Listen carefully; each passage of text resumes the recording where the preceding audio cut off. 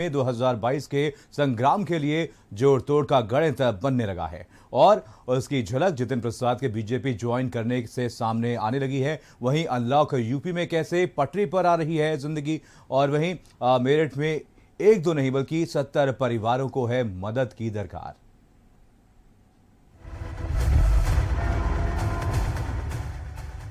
UP से चलता है दिल्ली और दिल्ली से चलता है देश। दिन भर दिल्ली। आगरा का श्री पारस अस्पताल सीज हो गया है और डॉक्टर के मॉक ड्रिल टेस्ट ने 22 लोगों की कैसे जान ली, इसका वीडियो वायरल हुआ था। लेकिन आरोपी डॉक्टर पर अभी तक हत्या का मुकदमा दर्ज नहीं हुआ है। रिपोर्ट देखिए। सबूत है 22 मरीज छट गए और 22 और कितनी देर के लिए मकदल करा? 5 मिनट में 22 मरीज मकदल हो गए। गवाह है मॉक ड्रिल से ही मेरी मदर की डेथ हुई है, क्योंकि जो टाइमिंग है मॉक ड्रिल का वो उसी से ही लिंक है। तो मैं ये जान रहा हूँ कि इन्होंने जानबूझकर मेरी पत्नी को हत्या की गई है। लेकिन कार्रवाई है कोरी। मुकदमा पंजीकृत हुआ था, उसी क्रम में आज सीलिंग की कार्रवाई की गई है। जहां लटकना चाहिए ताला, वहां गुनहगार दिखा रहे तेवर।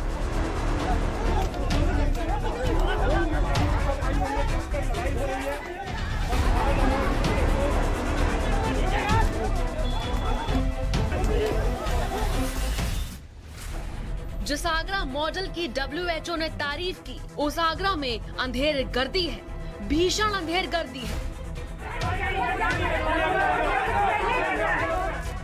श्री पारस हॉस्पिटल में मॉक ड्रिल के नाम पर 5 मिनट के अंदर 22 मरीजों को मौत की नींद सुला दिया गया और कार्यवाही के नाम पर सिर्फ पीड़ितों को मिलता है आश्वासन। आगरा के सामूहिक नरसंहार पर हुई कार्यवाही अपने पीछे कई सवाल खड़े करती है। श्री पारस अस्पताल पर बड़ा एक्शन कब? डॉक्टर अरिंजय जैन पर मेहरबानी क्यों? 22 मौतों का गुनाह।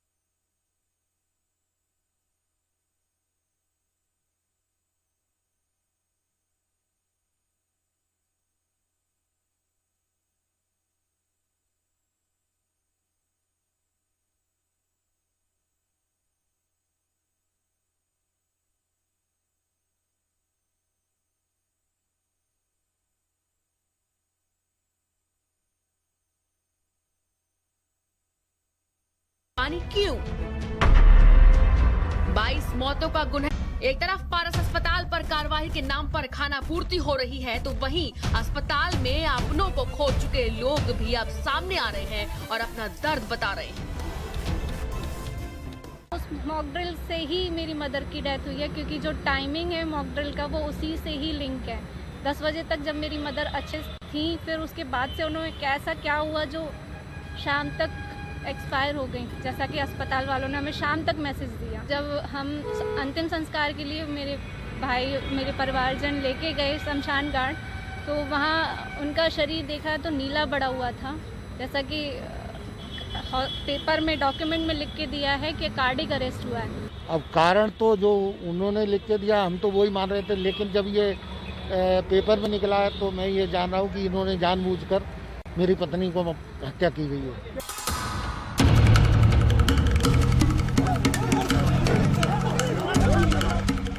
एक तरफ 22 लोगों का नरसंहार है, तो दूसरी तरफ अस्पताल का रसूख और बड़े अधिकारियों तक पहुंच 22 निर्दोष लोगों की जान लेने वाले आरोपी डॉक्टर पर हत्या का मुकदमा कब दर्ज होगा और कब मिलेगा इन 22 लोगों को इंसाफ? ये सवाल अभी भी बरकरार है। स्पेशल रिपोर्ट, भारत समाचार।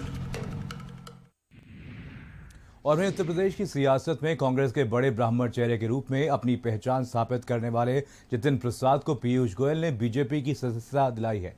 देखिए रिपोर्ट।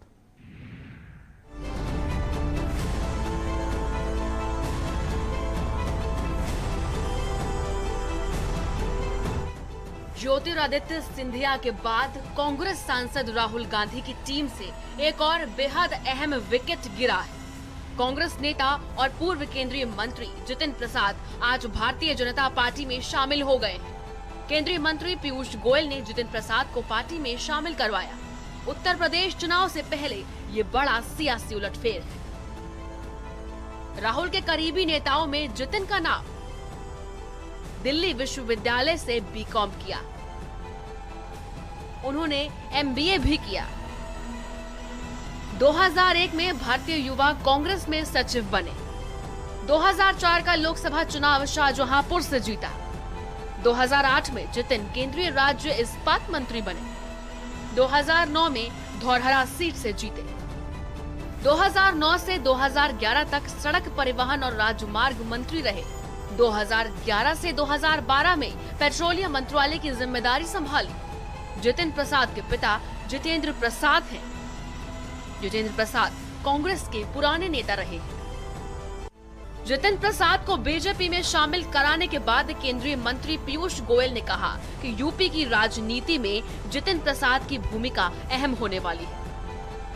वहीं जितिन प्रसाद ने कहा कि मैंने 7-8 साल में अनुभव किया है कि असल मायने में कोई संस्थागत राजनीतिक दल है वो भारतीय जनता पार्टी है। बाकी दल तो व्यक्ति विशेष और क्षेत्र के ही हो गए हैं।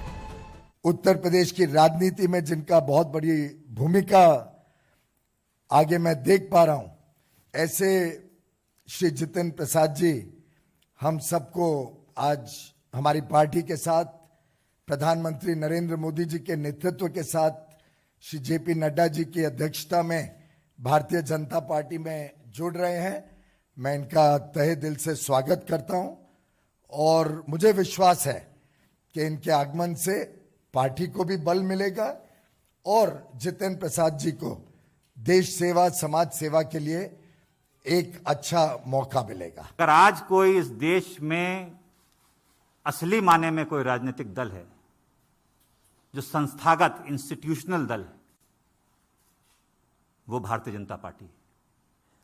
बाकी दल तो व्यक्ति विशेष और क्षेत्र के हो गए, मगर राष्ट्रीय दल के नाम पे अगर आज भारत में कोई दल है तो वो भारतीय जनता पार्टी है। बताया जा रहा है कि कांग्रेस के बड़े ब्राह्मण चेहरे में से एक जितिन प्रसाद है। पिछले कई दिनों से पार्टी हाईकमान से नाराज थे। वो कांग्रेस में तवज्जो न मिलने और यूपी कांग्रेस के कुछ नेताओं से अपनी नाराजगी जाहिर भी कर चुके हैं। जितिन प्रसाद की शिकायत को पार्टी हाईकमान ने नजरअंदाज किया। यही वजह है कि उन्होंने आज बीजेपी का दामन थाम लिया। वहीं दूसरी तरफ कांग्रेस प्रदेश अध्यक्ष अजय लल्लू ने जितिन प्रसाद के फैसले को उनका निजी फैसला बताया है। नहीं, मैं समझता हूं कि ये उनका अपना फैसला है, लेकिन निश्चित तौर से कांग्रेस पार्टी ने जो उनको मान सम्मान, जो उनकी पहचान दी उनके परिवार की और उनकी पहचान कांग्रेस पार्टी ने दी है। सांसद बनाया, मंत्री बनाया, उनके परिवार के लोग सांसद रहे, मंत्री रहे और इतना सम्मान देने के बाद अभी पश्चिम बंगाल का उनको प्रभारी बनाया गया और उसके बाद भी पार्टी के विश्वास के साथ धोखा किया उन्होंने, तो निश्चित तौर से भगवान उनको सद्बुद्धि दे। तकलीफ हो रही है। अच्छे नेता हैं और मेरे बहुत ही करीबी रिश्ते रहे हैं उनके पिताजी से भी और उनसे भी, उनके परिवार से भी। निजी रूप से मुझे बड़ा दुख पहुंचा जब वो कांग्रेस छोड़ी। बड़ा नुकसान हुआ है।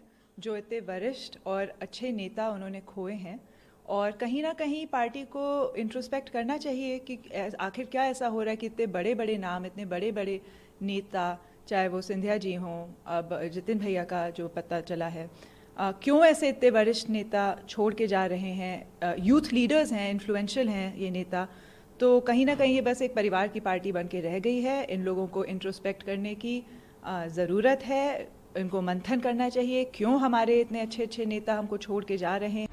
यूपी में अगले साल विधानसभा चुनाव होने वाले हैं। इससे पहले बीजेपी अपनी सभी सियासी समीकरणों को दुरुस्त करने में जुट गई है। बीजेपी से ब्राह्मणों का एक बड़ा तबका नाराज है। ये नाराजगी खास तौर पर मुख्यमंत्री योगी आदित्यनाथ से है। ऐसे में बीजेपी जितिन प्रसाद को शामिल कराकर ब्राह्मणों के बीच बड़ा संदेश देना चाहती है। स्पेशल रिपोर्ट, भारत समाचार। और वहीं सहारनपुर में एक हैंडपंप को लेकर के छोटी सी बात ने देखते ही देखते सियासी रूप ले लिया। हैंडपंप लगवाने और उखाड़ने की लड़ाई में कई पक्ष के लोग आमने सामने आकर के खड़े हो गए और इस लड़ाई में फैसला किसके पक्ष में होगा, देखिए इस रिपोर्ट में।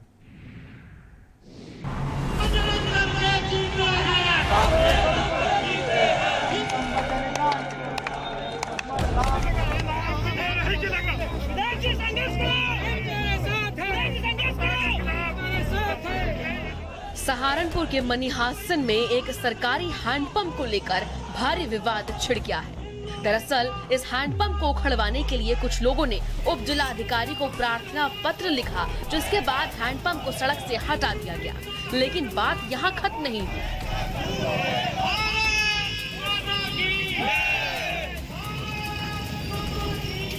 हैंडपंप को वापस उसी जगह लगवाने के लिए कांग्रेस के 2 विधायक नरेश सैनी और मसूद अख्तर ने वहां पहुंचकर धरना देना शुरू कर दिया।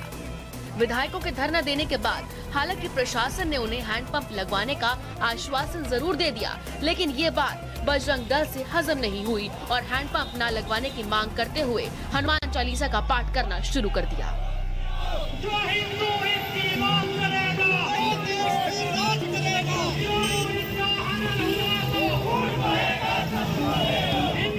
प्रशासन की गलत सोच का ये नतीजा है और उन्होंने गैर कानूनी तरीके से, कोई कानून ये नहीं बनता कि सरकारी हैंडपंप, चलता हुआ हैंडपंप और प्रशासन ऐसे कटवा करके उसको एक तरफ डाल दे। ये सरासर गैर कानूनी है। हिंदूवादी संगठन जो यहाँ इस बेहद कस्बे की अमन खराब करना चाहते हैं, वो लोग इकट्ठा हुए। उन्होंने वहाँ के जाकर हनुमान चालीसा पढ़ा और बजरंग दल के लोग थाने पर नंगा नाच किया। उन्होंने, प्रशासन उनके दबाव में आ गया। लेकिन मैं आज अपने कस्बे के लिए, अमन चैन के लिए, हम दोनों साथी, हम दोनों भाई, हम अमन के लिए वहाँ गए थे और हमें निवेदन करा प्रशासन से, हम अमन के लिए आए हैं, हम चाहते हैं शांति व्यवस्था बनी रहे, तो हमें दोनों विधायकों को गिरफ्तार करने का काम किया। हैंडपंप लगवाने की मांग और विरोध के बीच 2 पक्षों में छिड़े संग्राम को निपटाने के लिए शासन ने सभी पक्षों को बिठाकर इस संबंध में उच्च अधिकारियों के समक्ष निर्णय लेने का फैसला लिया है। हैंडपंप को लेकर अब राजनीति भी तेज हो चुकी है। सीएम साहब से बात करी, कमिश्नर साहब से बात करी, उसके बाद जब कोई कार्रवाई नहीं हुई, मैंने फैसला लिया, जिसको देखते हुए थाना बेहट क्षेत्र पर भारी पुलिस फोर्स बल के साथ तैनात कर दी गई है और साथ ही हाईवे पर बैरिकेडिंग भी कर दी गई है। पुलिस अधीक्षक ग्रामीण अतुल शर्मा का कहना है कि हैंडपंप लगाने की मांग को लेकर पहुंचे कांग्रेस विधायक नरेश सैनी और मसूद अख्तर को यहां से सहारनपुर पुलिस लाइन भेज दिया गया है, ताकि लोगों की भीड़ यहां ना उमड़े और कोई विवाद ना हो।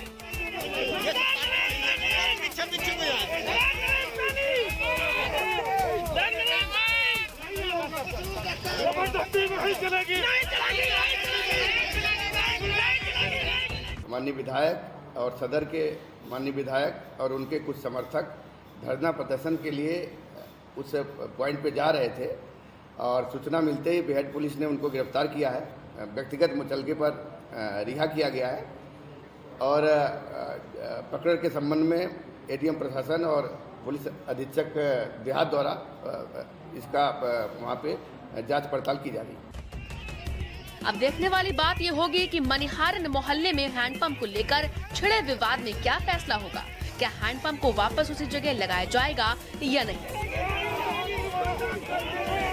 ब्यूरो रिपोर्ट, भारत समाचार। उत्तर प्रदेश कर्फ्यू से मुक्त हो गया है, जिसके बाद सुबह 7 बजे से शाम 7 बजे तक व्यापारी दुकानें खोल सकेंगे।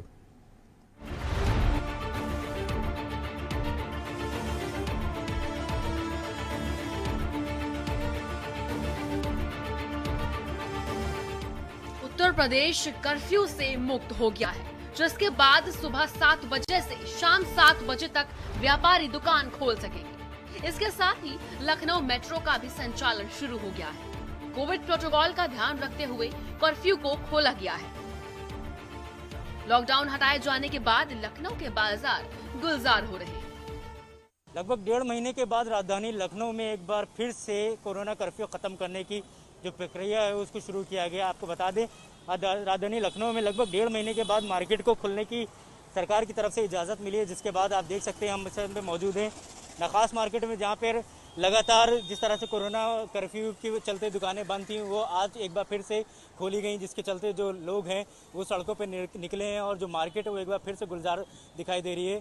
जिस तरह से सरकार द्वारा लगातार जो गाइडलाइन है उसका पालन करने के लिए कहा जा रहा है, साफ तौर पे देखा जा रहा है कि अभी जो लोग हैं वो पूरी तरह से मास्क लगाए हुए हैं और जो सरकार की गाइडलाइन है, जो प्रोटोकॉल बताया गया कोरोना को लेकर, उसका पालन कर रहे हैं। वहीं राजधानी लखनऊ में जिस तरह से लगातार केसेस देखे जा रहे थे उससे चलते जो एक भय था वो लोगों के बीच में साफ तौर पे देखा जा रहा था। हालांकि जो कोरोना कर्फ्यू है उसमें अभी पूरी तरह से ढील नहीं दी गई है। जो कर्फ्यू है वो रात 7 बजे से सुबह 7 बजे तक जारी रहेगा। यूपी के 72 जिले हुए अनलॉक। गाइडलाइंस के तहत खोले गए बाजार, स्कूल और कॉलेज रहेंगे बंद, नहीं खुलेंगे शॉपिंग मॉल और कोचिंग। सुबह 7 बजे से शाम 7 बजे तक खुलेगा बाजार। वीकेंड लॉकडाउन पहले की तरह रहेगा जारी। आखिरकार एक बार फिर यूपी ने कोरोना संक्रमण पर काबू पा लिया है।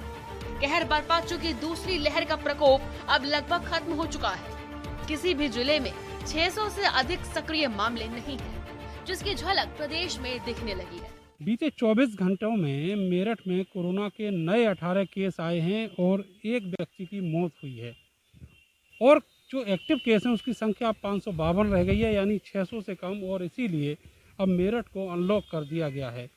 ये बाज़ार अब खोला गया है।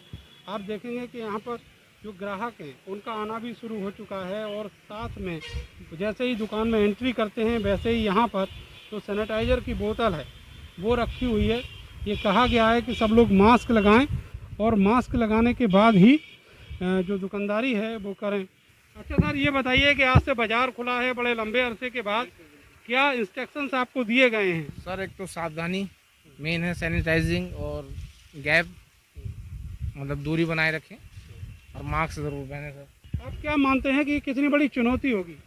भाई ये सर काफ़ी बड़ी चुनौती है। जो बात है ये बीमारी बड़ी खतरनाक है, इससे आदमी बचे तो ज़्यादा बेहतर है। बहुत सारे लोग जो हैं वो अभी भी कोरोना पॉजिटिव हैं, लेकिन ये उम्मीद जताई जा रही है कि आने वाले वक्त में जो संक्रमण है उसको इसी तरीके से रोका जा सकेगा। अधिकारियों ने ये भी चेतावनी दी है कि जो घनी आबादी वाले बाजार हैं वहाँ पर निगरानी बनाई जाए और अगर केसेस बढ़ते हैं तो फिर से लॉकडाउन की स्थिति आ सकती है। एक बार फिर से प्रदेश में बाजार गुलजार होने लगे हैं, दुकानें सजने लगी हैं। लोग अप्रैल मई के महीने में कोरोना की दूसरी लहर के सितम से बाहर निकलकर फिर से आम जीवन की तरफ लौट रहे हैं। सावधानी के साथ जिंदगी प्रदेश में एक बार फिर से शुरू हो रही है। स्पेशल रिपोर्ट, भारत समाचार। और वहीं कोरोना काल में एक नहीं कई जिंदगियां बर्बाद हो गई हैं। रोजी रोटी को मोहताज इन परिवारों का अब कोई सहारा नहीं बचा है और इन लोगों की जिंदगी ही एक चुनौती बनकर रह गई है। और मेरठ के एक परिवार के साथ भी ऐसा ही कुछ हुआ है। देखिए दिन भर दिल्ली की आखिरी रिपोर्ट। अस्पताल में लेके गए तो बस बचे ही नहीं, कोई भी नहीं आया मदद के लिए, कोई नहीं आया कि भाई ये भी नहीं कि कोई कि ये गए भी चले, कहाँ क्या करें हम। मेरठ के रहने वाले 58 वर्षीय मनोहर लाल नोएडा की एक फर्म में मुलाजिम थे, जिनकी कमाई से 3 बेटियों, 1 बेटा और पत्नी समेत 6 जिंदगियों की रोटी चलती थी। कोरोना काल में पता भी नहीं चला और मनोहर लाल के शरीर में वायरस समा गया और उनको खोखला करता रहा। 6 मई को तबीयत बिगड़ने पर उनका कोरोना टेस्ट पॉजिटिव आया, लेकिन 8 घंटों की मशक्कत के बाद भी उन्हें न तो एम्बुलेंस मिली और न इलाज। छोटे ट्रक से उन्हें जिला अस्पताल पहुंचाया गया और घंटों के इंतजार के बाद डॉक्टर तो आया, लेकिन तब तक उनकी सांसें जिस्म से जुदा हो चुकी थी। उनको बेटी बीमार थी, उसको अस्पताल लेके गए थे तो उसकी वजह से फिर उनको भी लग गया कोरोना। फिर अस्पताल भी लेके गए तो बस बचे ही नहीं वो। मदद नहीं मिल पाई? कुछ नहीं, हमने तो कई जगह फोन भी करा, एम्बुलेंस के लिए भी फोन करा, कई जगह फोन करा कि अस्पताल में एडमिट करा दे, वहां से एम्बुलेंस वालों ने भी कोई खबर नहीं दी। सुबह कोरोना टेस्ट करा के आए और शाम को ही वो खत्म हो गए। कोरोना से संक्रमित पिता की मौत के बाद रिश्तेदारों ने भी उनका साथ छोड़ दिया। अब ये परिवार दूसरों की मदद का मोहताज है। सरकार की ओर से ऐसे अनाथों को 4,000 रुपए महीने दिए जाने का प्रावधान तो है, लेकिन ये कार्यवाही कब और कैसे होगी इसका कोई अता पता नहीं है। तो ऐसे बालकों का हम लोग चिन्हांकन कर रहे हैं जो इन कैटेगरी में आएगा। इनको जो है कि हम लोगों ने सत्यापन जो है करा के शासन को लिस्ट भेज दी जाएगी। फिर इनको जो है कि डायरेक्ट जो है कि पैसा जो है वो जिले स्तर से दिया जाएगा। पहले कोरोना से बेशुमार मौतों पर चुप्पी और अब महामारी से बिखरे परिवारों की मदद के नाम पर लंबी कानूनी प्रक्रिया है। अब इंतजार इस बात का है कि कब सरकार इन बेचारों पर तरस खाएगी और इनका सहारा बनेगी। मेरठ से नरेंद्र प्रताप की रिपोर्ट, भारत समाचार।